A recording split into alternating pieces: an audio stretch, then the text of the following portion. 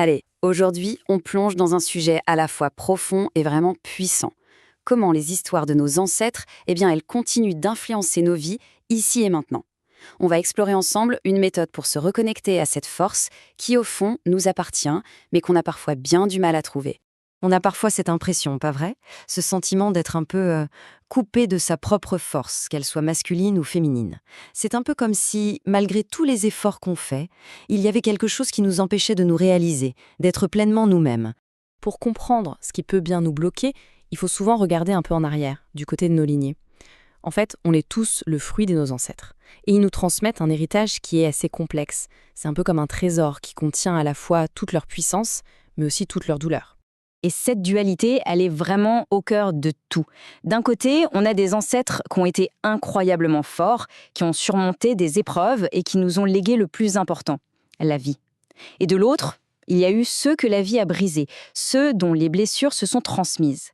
Le point qui est crucial à comprendre, c'est qu'on reçoit la vie de ces deux côtés en même temps.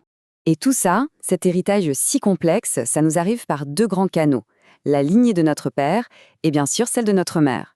Chacune de ces lignées porte ses propres histoires, ses forces, mais aussi ses traumatismes.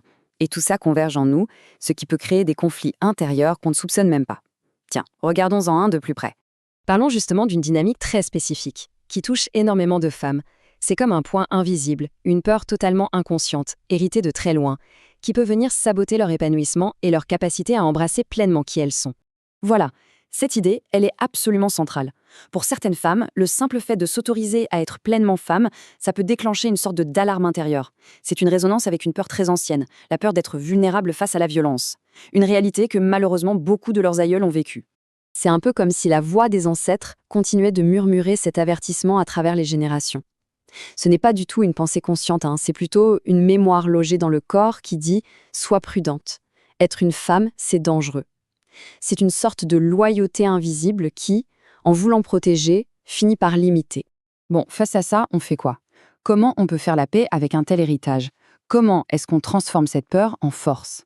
Eh bien, il existe un chemin, une technique qui nous vient d'anciennes traditions, justement pour nous aider à nous réconcilier avec nos racines. Cette fameuse technique, ça s'appelle la constellation ancestrale. Alors pour faire simple, imaginez une méthode qui vient d'anciennes confréries et qui permet en quelque sorte de mettre en scène notre histoire familiale. Et le but de tout ça, c'est de rendre visibles les dynamiques qui étaient cachées, de comprendre enfin d'où viennent les blocages pour au final se réapproprier toute la force qui nous a été transmise. Forcément, en entendant tout ça, une question se pose. Est-ce que cette histoire, elle résonne en soi? Parce que cette exploration de nos racines, c'est avant tout une invitation à regarder son propre parcours avec un œil complètement nouveau. Alors la question finale, c'est celle-là.